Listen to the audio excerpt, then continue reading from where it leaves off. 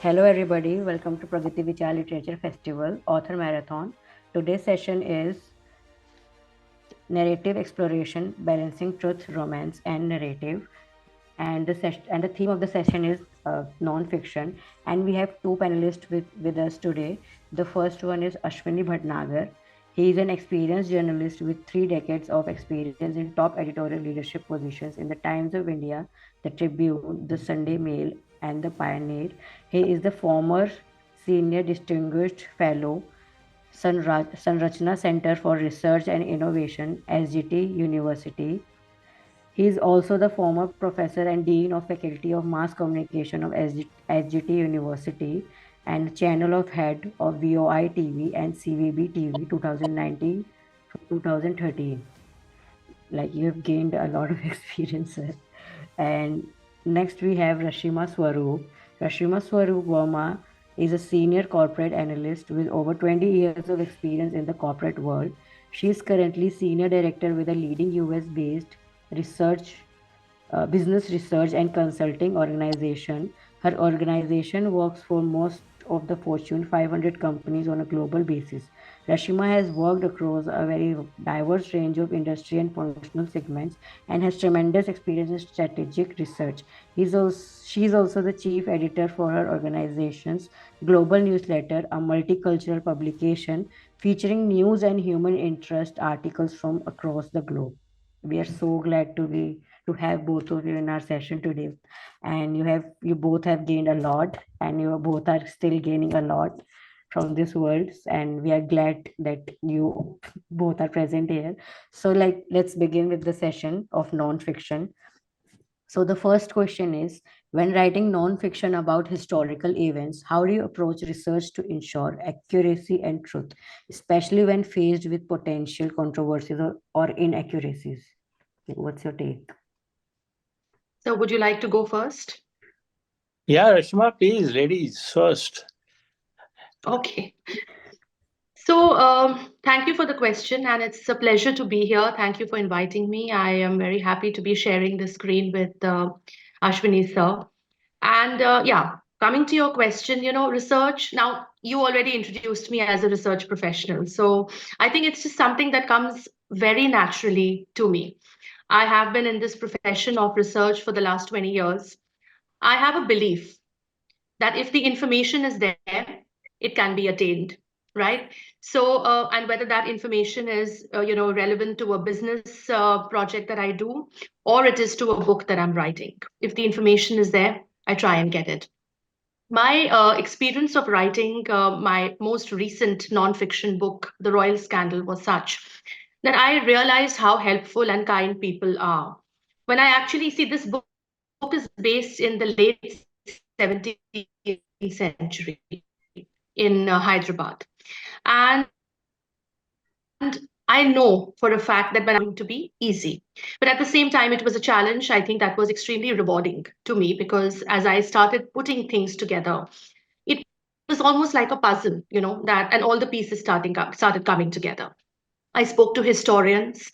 There is a gentleman by the name of Dr. Shankar Kumar. He is, a history professor with Hindu College in Delhi. I spoke to a lady called Dr. Aruna Parithi, who actually is head of Department for History at Osmania University, which is the former British residency where our story is based. These are people who were so helpful. I must have called each of them at least half a dozen times during the course of my book. And they were so sweet and helpful. I spoke to Persian scholars. I dug into all the archival documents, both in India as well as in the UK. I spoke to people in the British Library. I managed to chance upon the original will that was written by, Lieutenant Colonel James Achilles Kirkpatrick, who is our protagonist. So, yes, the research was hard, it was challenging, but extremely rewarding. When you see my book, you will see there are footnotes on every alternate page, there's a long list of references. And I think it's really important. In a nutshell, I will say that it's really important to stay authentic and true to what you're writing, because that's the only way you will do justice to your reader. That is true, like especially in non-fiction, for Yes. sure. Yeah. answer. What's your take? Well, if you're saying nonfiction, then there is no scope for fiction in the book that you're writing because everything has to be authentic and it has to be borne out by referencing either archival material or through interviews or other texts that are available to sort of bring out the truth of that era. Nonfiction means that the truth is being brought out in some way or the other. Now, many people say that there are many sides to truth, but I personally believe that there may be a truth as seen by somebody, by Mr. X or Y or Z, but the facts are always there, which have to be adhered to. The truth of the facts is the most important thing. So, as Rashma has very rightly pointed out, when you're writing nonfiction, you have to really, really dig in and research. I've been a journalist, so most of my research has been uh, at a contemporary history level. I have written books which are all of the books are contemporary history, and fortunately, I have been as a journalist been a part of contemporary history. I have seen it before my own eyes. I have written about it as the things were unfolded, events were playing out. There were actors doing their own bit, from politicians to other people. I have uh, I have interacted with the people at the grassroots level. So I have this uh, unique experience which only a journalist can have about knowing uh, a particular event not only from the ringside but also have a 360 view of whatever is happening around him at a particular point in time. Uh, if you look at a couple of my books, the most recent is Farooq of Kashmir. It is about Dr. Farooq Abdullah, who was the Chief Minister of Kashmir several times. And he's a very, very important player in Kashmir politics. So I used him as a pivot to discuss the politics in Kashmir right from the time of his father Sheikh Abdullah to the time of his son Omar Abdullah. So Farooq is the pivot, and we look forward and we look backwards and also look alongside with them to see how politics in Kashmir shaped up to create a situation that we have in Kashmir for the last 2, 3, 4 decades. So uh, being part of the process of the political life helped, but it was only partial.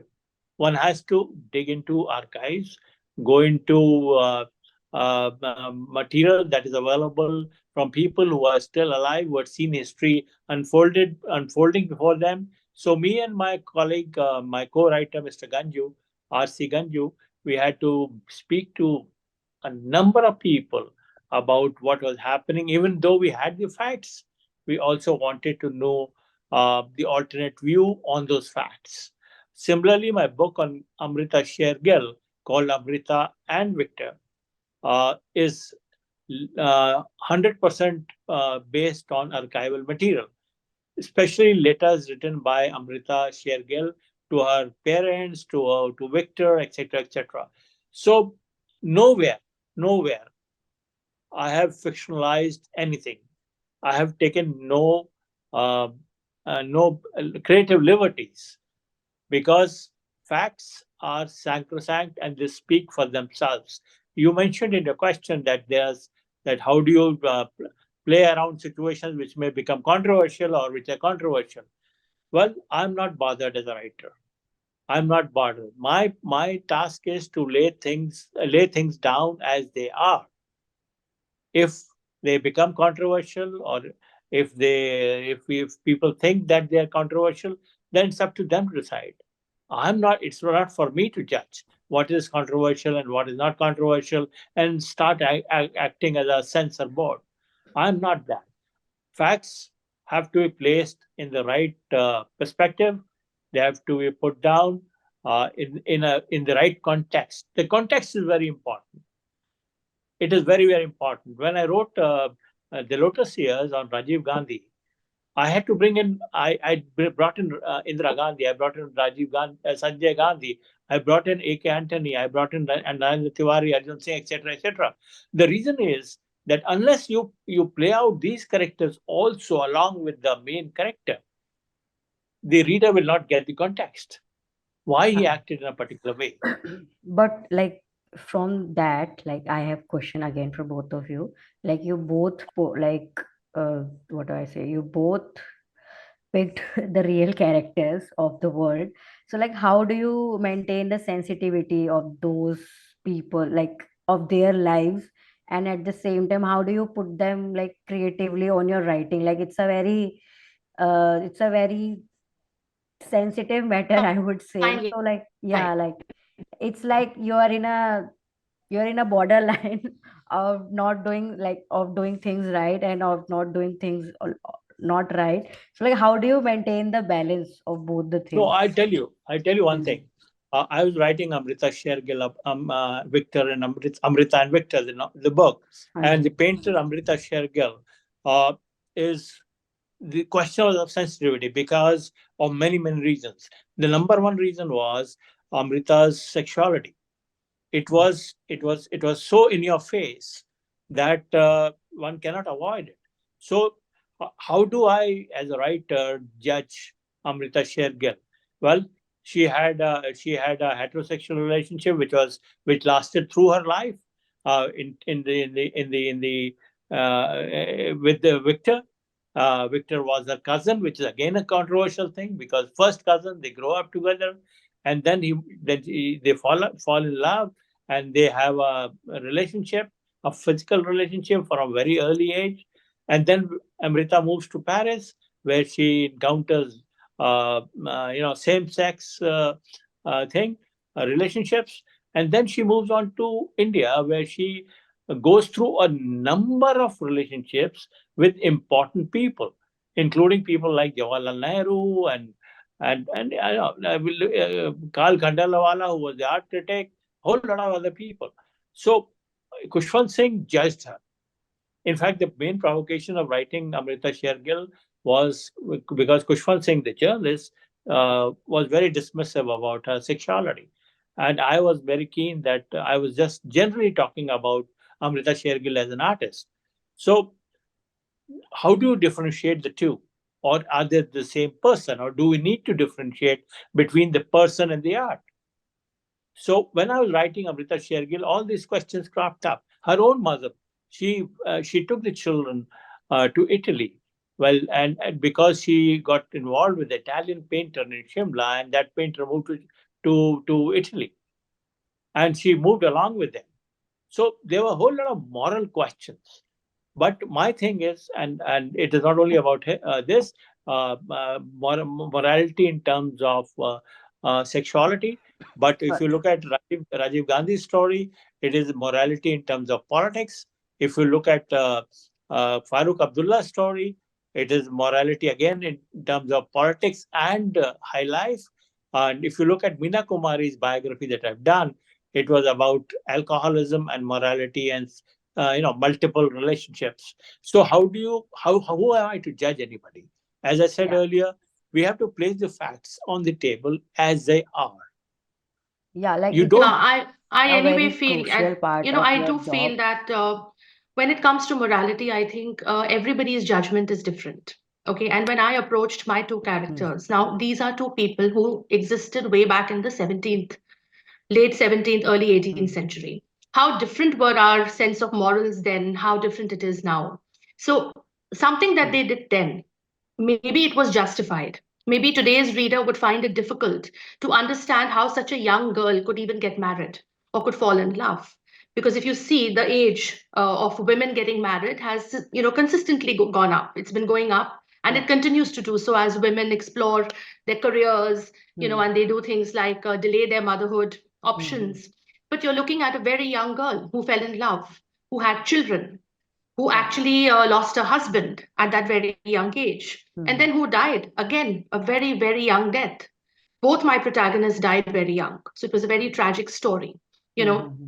So what I did was I actually, and this is what I try to do, I try to put myself into the place of my characters. I try to feel and emote like them.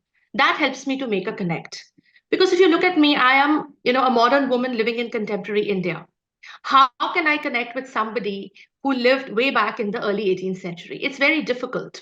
But then, as a writer, if I don't put myself into her shoes and think like her, feel like her, emote like her, then I won't be able to do justice. I do feel that, these two characters, if you see them, James Ashilus Kirkpatrick, he was an officer with the East India Company. And Begum Khairunisa, she was a Hyderabadi noblewoman, a princess. Two different countries, two different religions, completely different backgrounds. I mean, it was very hard. It was a turbulent love story. There was a lot of opposition from both sides. I think there was no stone that was really left unturned to make their lives difficult. And then when you look at the way they believed in love and they gave up everything, religion, honor, there was so much sacrifice in what they did. I think morality really doesn't come in there. Because when it comes to love, I mean, where are Yeah, the questions? And everything if is you're a there. self-confessed romantic, love is timeless, right? So whether it's the 17th century or the 21st century, if you believe in love, then you believe in everything that your characters did in order to, Yeah, sort of live for that love. we can also But understand again, their, but again, like, why they but did again, what they did. just one thing, this thing to Rashima. But again, if you look at Amrita Shelga's story, she believed in love, but the trauma that was caused to the couple because everybody else, including their parents, did Yeah, not believe that it was the right thing to do, the moral thing to do. In yeah. fact, her own father told her that do not return to Shimla, and also, and she said, "Are you calling me a whore?" So that sort of a, and she had to leave Shimla and go away to a distant place called Saraya in Gorakhpur because her mother Yeah. just refused to tolerate that morality of her daughter marrying her first cousin. So the question So of then I think our characters have that in common because my female protagonist was also, she was in exile for the longest period. She wasn't allowed to return yes, after her husband yes, died, wasn't allowed to return to Hyderabad. And like you said, I think morality is something which others impose on people. yes, It's not a yes. self-imposed thing so much as imposed by society and societal pressures. And should we, as authors, as writers who are recounting the tales of the people gone by, uh, Yeah, introduce our own moral element into the retelling of their story? I believe I that don't we think should so. not. I don't think so. So, my morality is my morality. Why should I take it down to my right to my characters or to the story? Characters, absolutely, absolutely.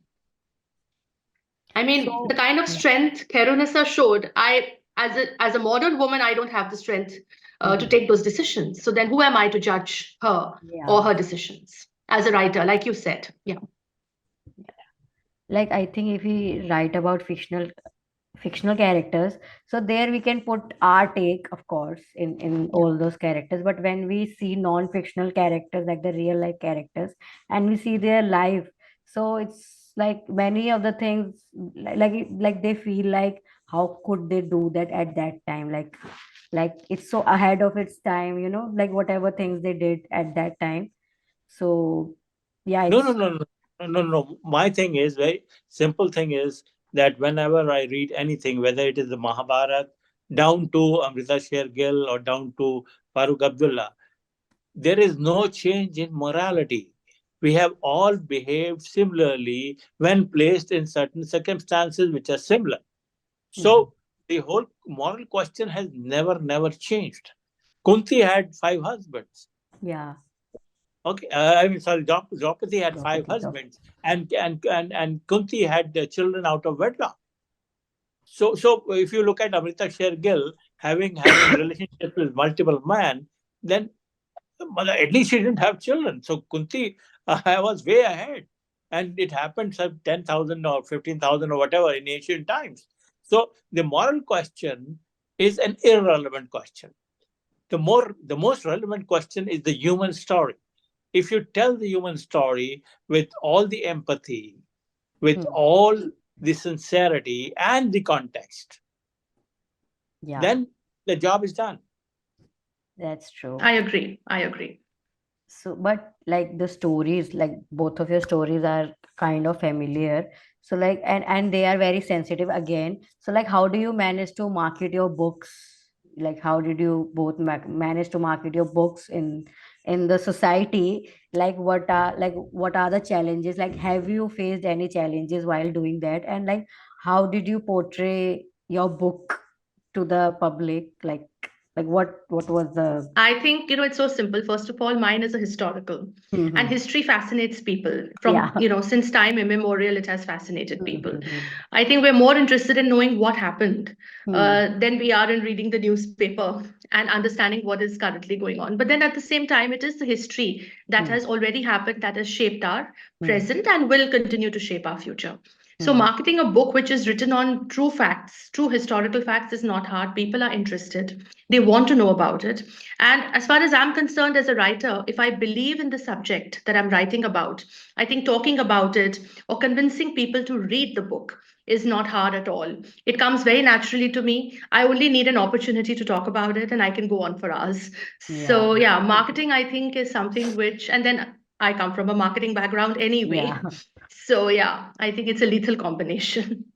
But Ashwini ji, your book is like a huge deal if we talk about it. Like it covers politicians, it covers like many people. So like how did you manage to market your book? Well, I really generally don't really, press myself too much on marketing the book, Hmm. because I believe that every book has a life of its own, its destiny of its own. So a book goes out. I can only produce a book, and when it goes out in the world, then people pick it up.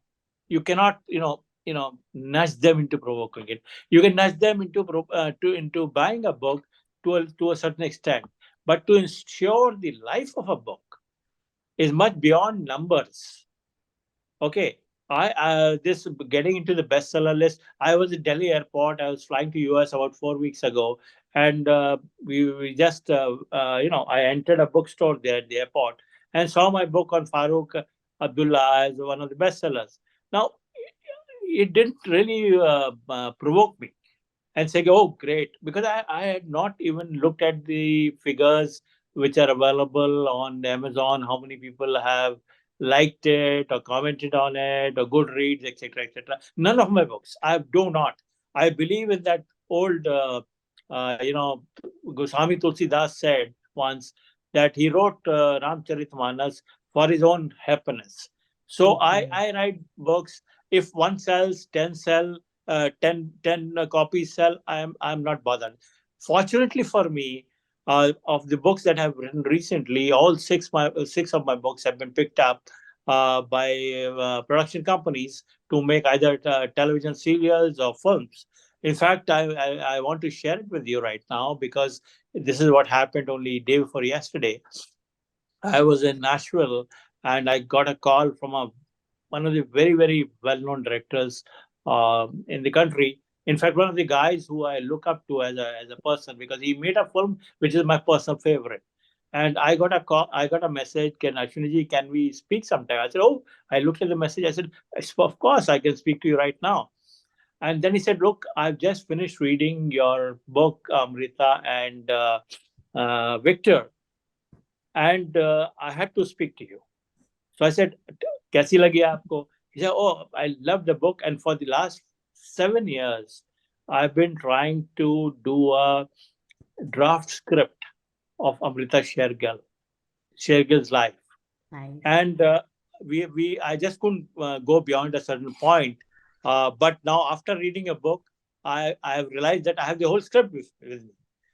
Similarly, Sanjay Gupta, who directed Kante and all those films, uh, my book called The Fatal Clash was not marketed at all because it was a commissioned book. But out of the blue, Sanjay Gupta went on Twitter and said, "Dear Mr. Bhatnagar, I'm reading a book. It's truly inspiring, and I know where you're getting at." And then he called me and said, let's think about it, and let's uh, uh, you know uh, try and work something out of it. The thing is that do not know Sanjay Gupta.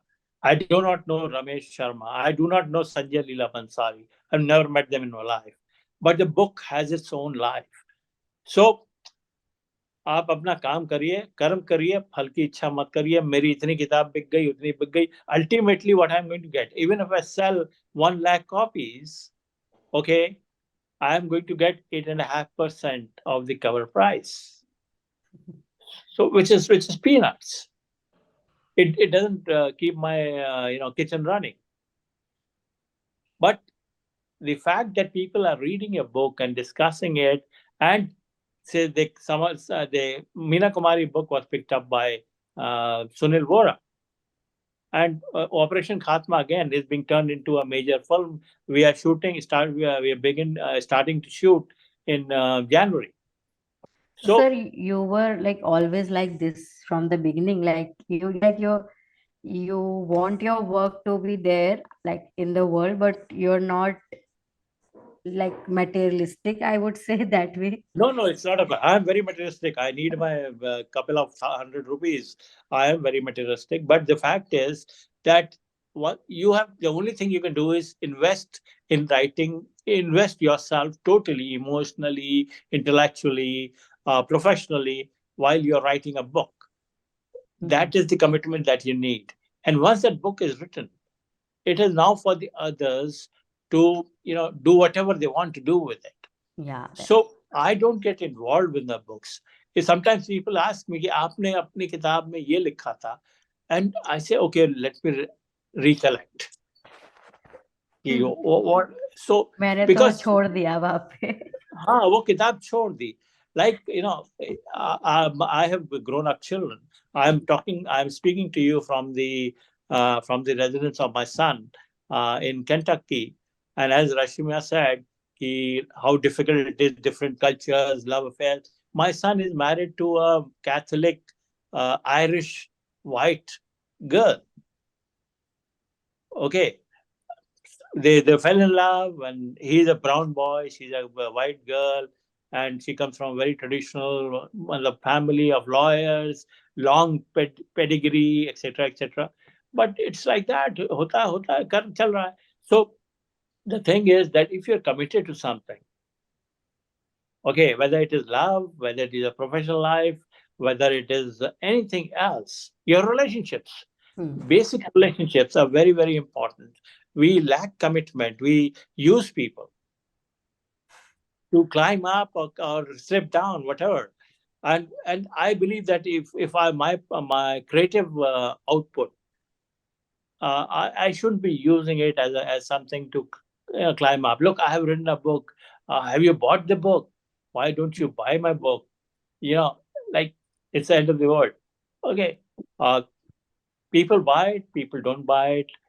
The best thing is that books in India, at least, are are discussed more by word of mouth Yeah, than by buying. that is I do true. feel People here, that there is a problem also in the reading habit. It's declining may, steadily. So that's another major. issue. Rashima, I have been last 6 months, of the last 6 months, since June till now December. I In the 6 months, 4 months I have been in the US, and Okay.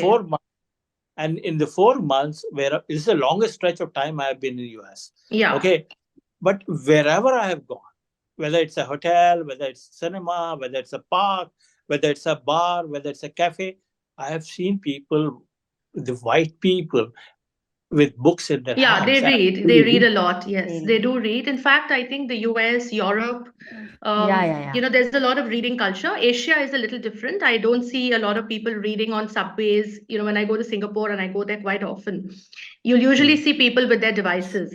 And the Hmm. same is true in India. I mean, we see a lot of devices everywhere. Yeah, yeah. For me, marketing my book, very honestly, is just to make sure that it's out there and people have the option to read it. Because when I write a story that I believe in, I want people to read it. I want them to talk about it. And I want them to experience, what I experienced. So what I tell my readers is, when someone tells me, oh, Rashma, we've just bought the book, I tell them, I hope you enjoy reading it as much as I have enjoyed writing it. So that is my objective to getting my book out there, to make sure that it reaches the people I intended to reach. Yeah. I have to Rash- say that, Rashima, I enjoyed your book, reading your book, perhaps almost as much as you enjoyed writing it. Thank you, sir. Thank you. That's very kind of you. that Thank was you my so much. question actually, but like my question with Rashima ji, like what were the views you got like from the readers or from your friends or family after reading your book? Like one of the reader like just gave an answer, but what were the other views like you got from your book? Yeah, see, the thing is, so the first book I wrote was fiction, Mm. contemporary fiction. Okay. And it was a book about modern marriages, and the challenges that Generation Y is facing in terms of the increase in the divorce rate and all that. Now, a lot of my readers, when they read that book, they actually got back to me saying that we connected with the characters. There were women who got back to me and said, I felt I was Lisa. Now, she was the protagonist. And there were men who actually got back to me and said, oh, I'm due to get married. You prepared me for the best and the worst of what marriage has to offer, and that kind Mm-hmm. of thing. On Mm-hmm. the other hand, the royal scandal, because it's a historical and it's based on true facts, the biggest compliment that I got from people was, there were two actually. One was about the research, that the research was so on point and it must have been a very intense process for you, because it really shows in the book that you've worked hard to get the information. The second was the poignancy of the story, which was because it was very high on the emotional quotient, this story, considering the tragedy and the passion and the pathos. So, considering all those things, people, they said that we cried. There were so many scenes where we cried. There were children involved. They had children, this couple, they had two beautiful children. And I don't want to give away spoilers, even though, I mean, the story is a true Sure. story, it's a true Yeah. tale. But the emotional connect that people had with it, I think, because I was able to, and I must tell you, there were a couple of scenes when I was writing them, I couldn't stop crying also as the author. So to know that my readers went through the same emotional process, I think that was very gratifying for me. Yeah. Yeah. So I know it's a non-fictional work, like both of your works are non-fictional, but do you like somehow try to justify your characters' doings or their like whatever they did in their life? Like, do you like empathy aa jati hai? Like Hmm. I guess with your characters.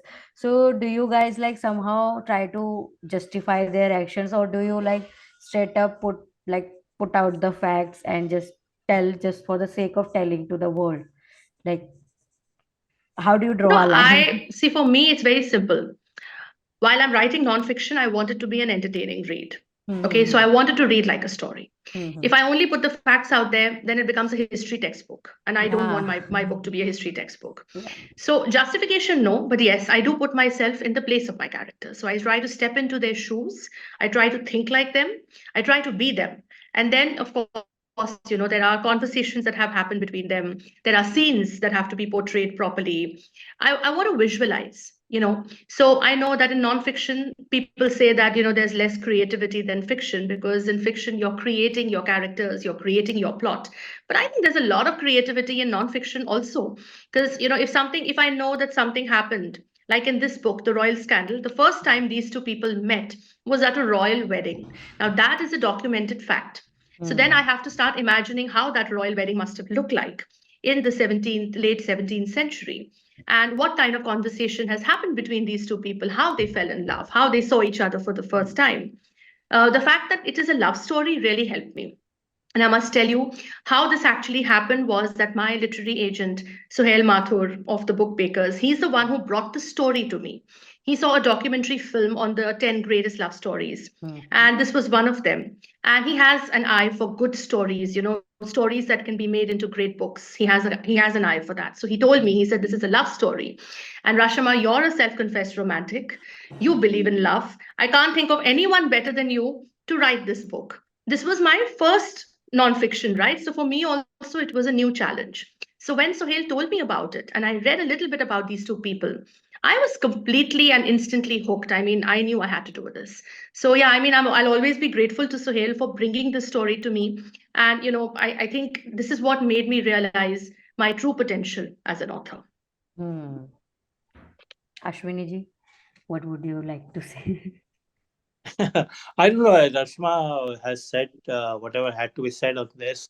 The thing is that all of us look at stories uh, from a different point of view. And when we approach a particular story, the idea is not to justify something or to decry another character. We don't have to create heroes and villains. कि भाई इसको तो hero बनाना ही बनाना है, so we need to create another villain. The thing is, we just, but at least speaking for myself, since write a lot of political stuff which can become very, very controversial. Uh, Farooq Abdullah book, I'll tell you, Farooq Abdullah, when we presented him the book in Srinagar, he looked at the book, he said, वाह वल्लाह क्या किताब है, इसका cover देख के तो मजा आ गया भाई, आपका मैं कैसे शुक्रिया अदा करूं, और करना क्या है ये बताइए. मैंने कहा साहब इसको रिलीज करना है. तो कहना ठीक है, कब करना है. हमने कहा आप बताइए कब करना है. तो बोले कि okay call my secretary. He called the secretary, said okay give look I am busy 20th of October in Srinagar I am releasing this book. And then he said call Umar. He called Umar. I said Umar, this is the book, they have written this book, great book, look at the cover, it's so good. And Farooq of Kashmir, I'm so happy there, and these are my close friends, etc., etc. And he said, Omar, now you read the book and let me know. Okay. 10 days later, Farooq Abdullah calls up and says, okay, kya kiya hai? You have completely ignored what I have done. Do you think I'm a womanizer? I said, what do you mean I think I'm a womanizer? I went, उसमें कहाँ लिखा हुआ है कि you are a womanizer? So he said, no, no, you have quoted a writ petition of Swami Dharan Brahmachari. I said, that petition exists. So the end thing was, he said, okay, hold the function, the release function, and I'm going to read the whole book before I get back to you. So I said, fine. I said, Farooq साहब, पूरी किताब अगर आप पढ़ेंगे और आप ये कहेंगे कि आप ये हेजियोग्राफी नहीं है, तो अभी आज की तारीख में फंक्शन कैंसिल कर दीजिए. But if you read the book with an open mind, and if you're trying to tell me that you never took Shabana Azmi on a motorcycle around Dal Lake, and that is untrue, then let's forget it. They said, no, no, give me 5 days, I'll let you know. Obviously, he never got back, and he just sent a note saying, I am not feeling too well, types. And and my publisher is betting on this कि Farooq release करेंगे तो कम से कम 500 copy तो वो खरीद ही लेंगे और उनके सपोर्टर्स खरीद लेंगे. But I said, no, why should we suck up to it? We could have, there's no need to tailor something to somebody's needs. Yeah. Okay. So the thing is that uh, the artist or the creative artist, all writers are creative artists. They Yeah. have to be true to themselves, to their art. And if they're true to their art, then they will be true to the subject also. So when you look at somebody, you don't look at somebody saying that I'm going to make him look good or make him look bad or do whatever, but just give the context and let the whole thing flow. So, sir, like, how do you, like, how do you, like, what makes you write about non-fictional characters only, like, about non-fictional stories only, like, uh, but like, what draws you, like, into the lives of real people, like, The main reason is that I have known these people. okay. Okay, either first hand or vicariously through, and almost like Amrita Shergill. I didn't know Amrita died in 1941, but Amrita's best friend and Iqbal Singh, I knew him, so I had Oh. heard stories of him. Then Kushwant Singh was a contemporary of Amrita Shergill, and he used to keep on telling us stuff about Amrita Shergill and how you know how was she, her appetite and things like that. It was very bawdy, and I didn't like that very much. So the thing was, Meena Kumari again. Meena Kumari was a fascination because when I was in class 8th or 9th, Pakiza came, and Hmm. Pakiza was such a big hit. and I was very impressed by the movie and the way it unfolded. So all these people are part of the either the growing up process or they have been a part of my life. I have seen Rajiv Gandhi, I have seen Farooq Abdullah, uh, and I have, the writing about contemporary history fascinates me because it is so near you, and also it is very far from you. Because when you look at things which happened, events which happened, say 20 years away, then historically speaking, they're too near. Yeah. So they're too near. But when you, as a journalist, I have this responsibility of putting down the documentation that I have of those events. So it is said that journalism is the first draft of history, Yeah. and as a newspaper reporter, I somehow or the other wrote that first draft, but it was scattered all over the countryside because there's so many newspapers every day, and the newspaper comes. So I thought that after I've done my stint as a journalist, then why not sit down and collate the first draft of history that I had written, my colleagues had written, and make some sense out of it, which is non-partisan, and which gives the basic draft of something which a future historian can rely on. It has some archival value, so and it is coherent. Yeah. So there is a narrative. So that's how one approached all the books that I have done so far, and in fact, one of the books that is going to be out next year is completely different. It has nothing to do with politicians or film actors or famous people. It is about a common guy, and it just captures the essence, the spirit, the nuance, and also the larger counters of the time between 1970 to 2000. So, as Rashima knows very well, my only non-fiction fiction book was High The Bouncing high Lover. bouncing lover. Yeah, I remember this. I remember So, this. yeah, In fact, this was mentioned at the same festival, the PVLF last year, when we yeah. were on the session together. I remember you speaking about it.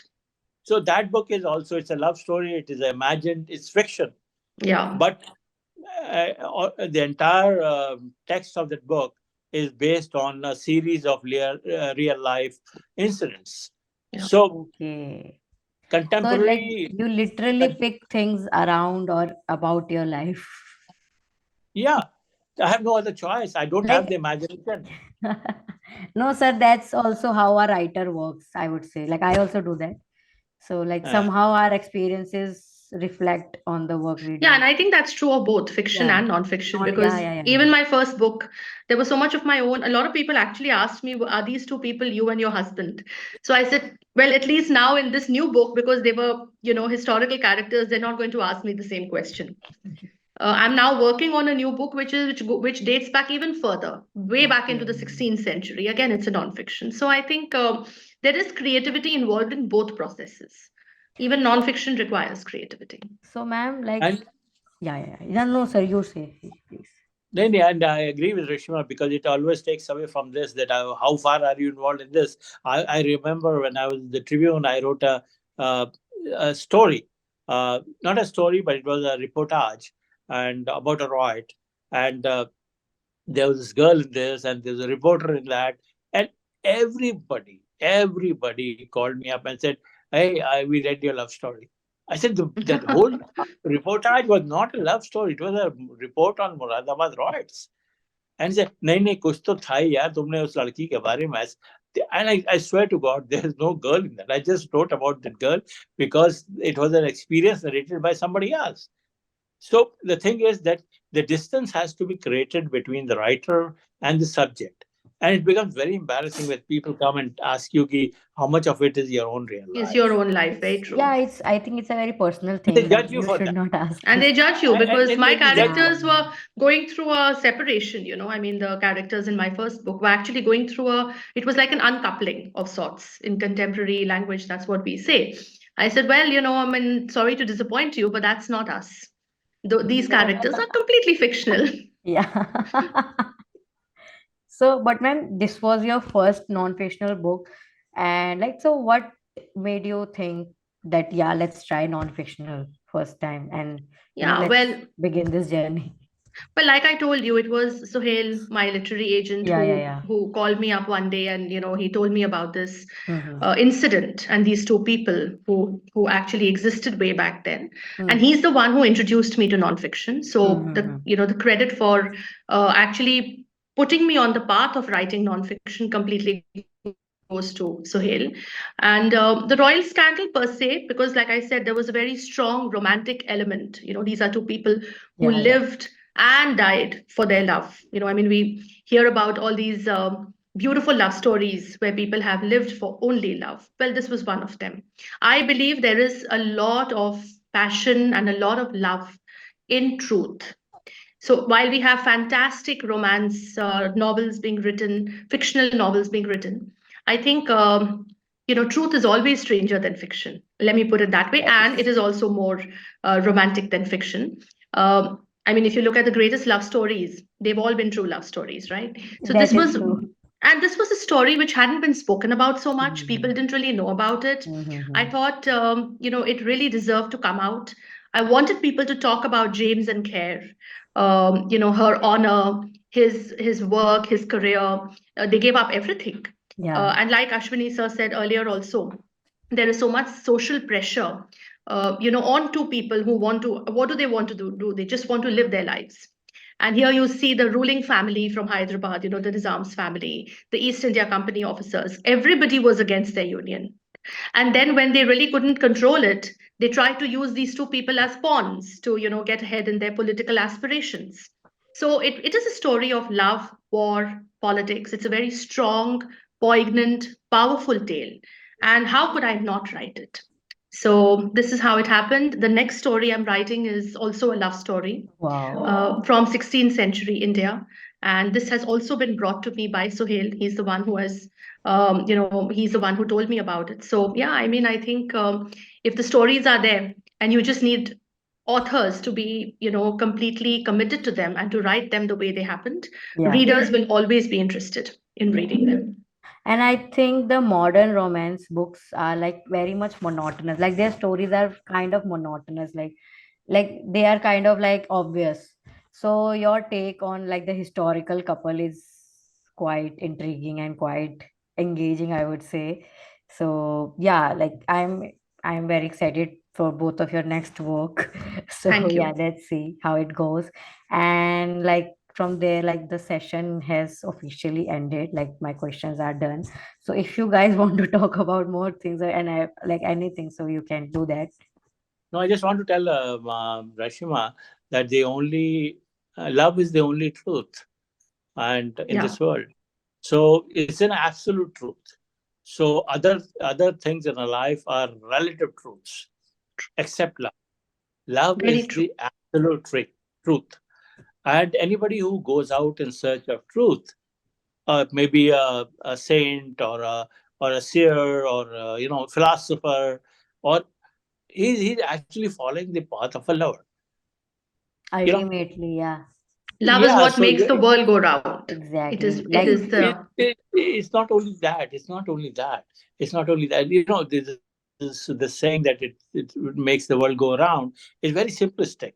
But if you really look at love, and I'm talking of love between a man and a woman, I'm not talking of love for God and love for all sorts of esoteric things. like Uh, love, if love. you look at if you just talk about the man woman relationship and how simple it is, but the most complex thing.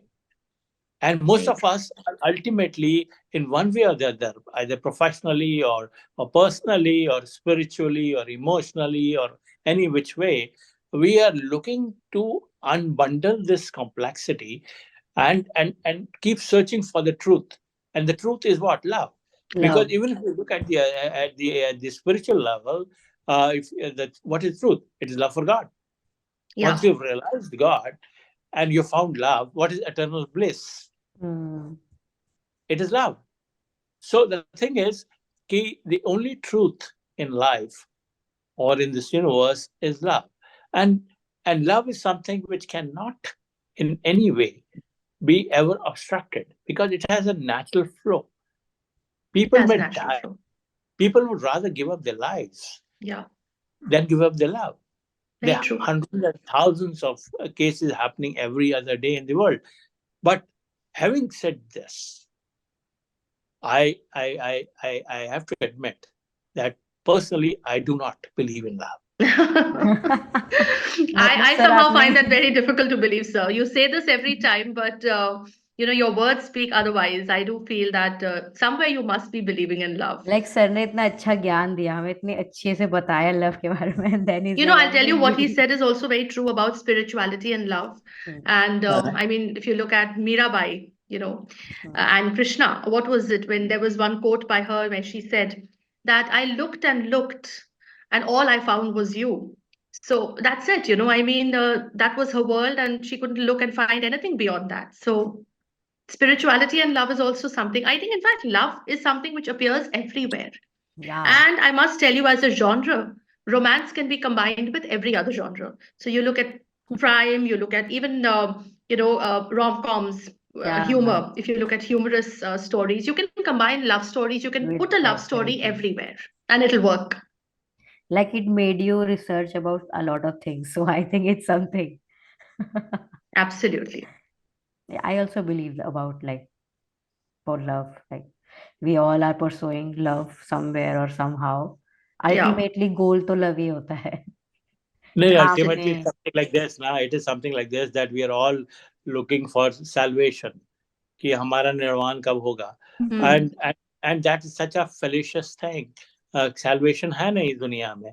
और and after का salvation हो भी जाएगा, then what happens? So even if Yeah. you find love, then what happens? The point I'm trying to make is that love is as is an esoteric concept, uh, as long as it is not defined strictly as a relationship between a man and a woman.